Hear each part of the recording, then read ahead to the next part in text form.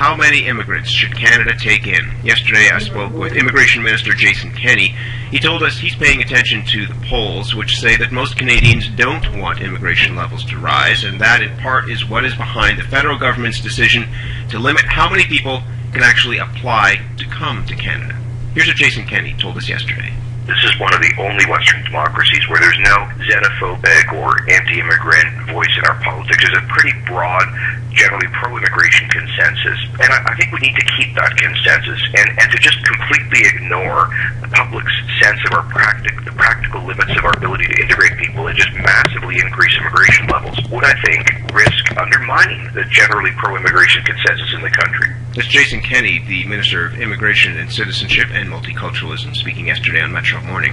His comments bring up further discussion on the state of immigration in Canada, particularly in Toronto. And for more on this, we're joined by Pamila Bhardwaj, immigration lawyer in Toronto. Pamela, good morning. Good morning. Also with us in studio is G.A. Easwar, publisher of the Desi News and CanadaBound Immigrant, two national magazines for South Asians published here in the GTA. Good morning to you. Good morning, Matt. G.A., we'll start with you. What do you make of Jason Kenney's comments that he believes, based on what he's hearing back from many Canadians, that immigration levels have been rising too quickly? I think he has been listening to the South Asian communities, especially in Brampton and Mississauga, those ridings that he'd been visiting over 100 times over the last two elections. And I think that he has been listening to the community, and the increasing feeling in the South Asian community in Canada is that we are having too many of us in Canada. It might come as a surprise to your listeners listening in today, but the fact is that people feel that you have to have qualitative immigration into this country and not quantitative. It is not just filling of the quota of 250,000 or people that come into the country, but what kind of people that come in. It's very important that they should be able to speak one of the two national languages, and the longer a new immigrant stays in this country, let's say after 8 or 10 years, they become more and more conservative and look at the community itself and say, are we getting the right kind of people into this country? There's a lot to unpack in that. I want to do that in a moment, but first, Pamela, your reaction to what Jason Kenney had to say yesterday and what G.A. just mentioned. I completely disagree. You cannot base population levels and the rise in population levels, immigration policies, on the opinions of a few. As Mr. Gia mentioned, they were from a polling of the South Asian community, specifically Brampton. That makes no sense to develop immigration policies based on that. Immigration policies should be based on economic needs of the country, and as well as what our economists are saying, that we're not going to have enough of a labor force in, let's say, 20 years from now because of the aging population.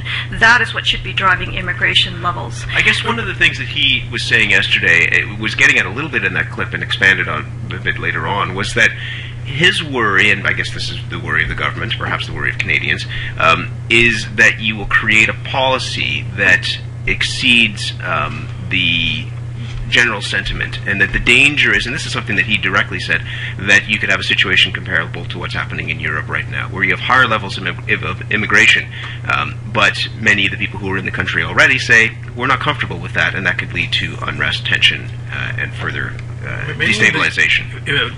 Many in the South Asian community feel that Toronto is probably about 15 or 18 years behind where United Kingdom is, where racial tensions are very, very high.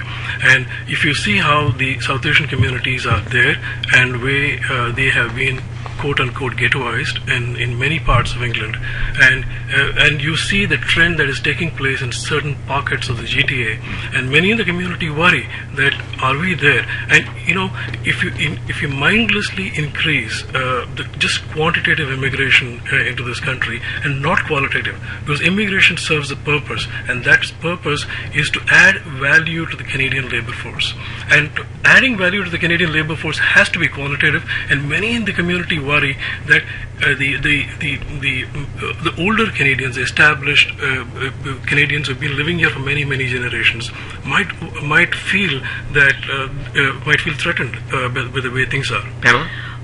Well, It's very important that we have an immigration system that also has programs for integration of newcomers into Canada, and there's not enough resources put into that.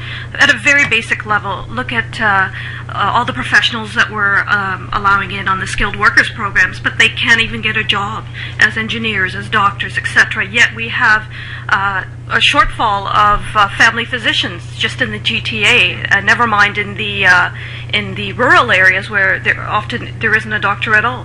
Why are the government not doing anything to help these people to qualify themselves in Canada? And that's a loaded thing. We know it's all politics. Do you worry that's in picking up on GA's point and on what Jason Kenney said, that if you increase levels of immigration, you could destabilize what seems to be a pretty harmonious society right now? As he said, and I think it's true, we don't have, in politics anyways, any anti-immigrant parties.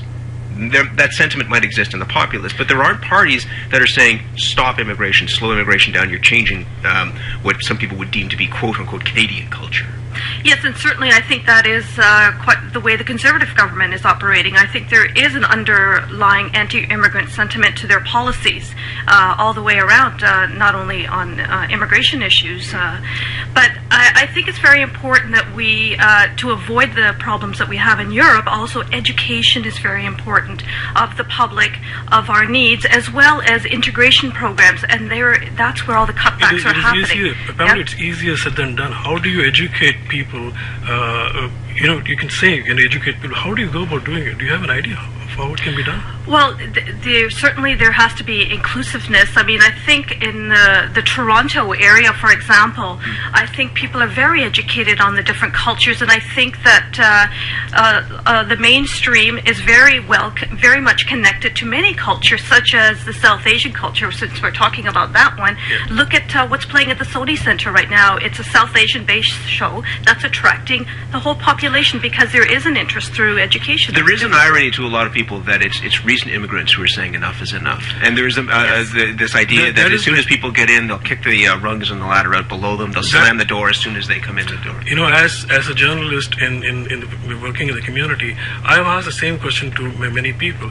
People say, we know where we come from, and we know the kind of people that are coming in. But is that just a selfish notion that we're here already? No. Thank you very much for taking care of ourselves. I think many it's the snobbery of the South Asians that had came in the 70s, for example.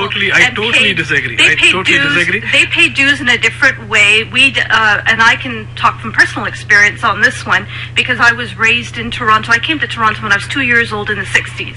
I was raised in Toronto. It was a very different Toronto than it is in this generation. I dealt with racism. I faced racism. My parents faced racism. And the dues that they had to pay, so to speak, in dealing with the racism and the difficulties in succeeding in that environment, they did not at all have some of the supports that are in place now. Just a couple of seconds. Last word to you, GA.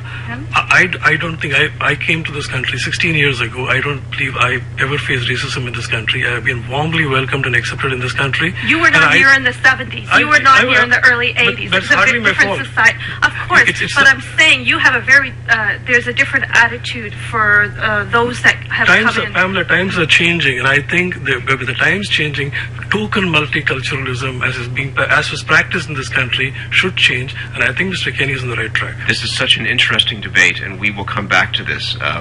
In part because for a lot of people it's counterintuitive. They would not expect, and that's perhaps a surface level observation, but they wouldn't expect that to come from these recent newcomers, and yet that's a sentiment that exists right through society. Thank you so much for starting this off for us, and we'll come back to it. Thank you, Matt. Thank you.